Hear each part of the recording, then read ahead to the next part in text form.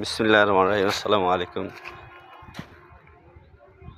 দেখেন লাউ শাক 3বার কাটা দিয়েছেন এবং তো জমি কতটুকু? 10 শতাংশ।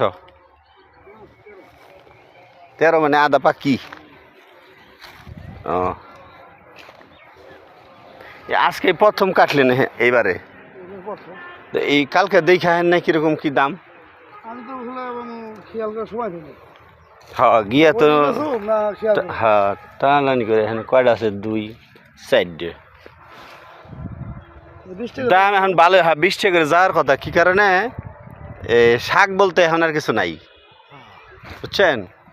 শাক বলতে একমাত্র পাট শাক উঠছে, সেগুলো আগুনের মতো দাম, বুঝছেন? আপনি এখানে এই এই করে এই যে লাল শাকের দানাগুলা তুইলা ভালো, ঠিক আছে? হ্যাঁ হ্যাঁ এবার গোছার টেপ তাই তো। 100 মতো ফেলাই দিছি। হুম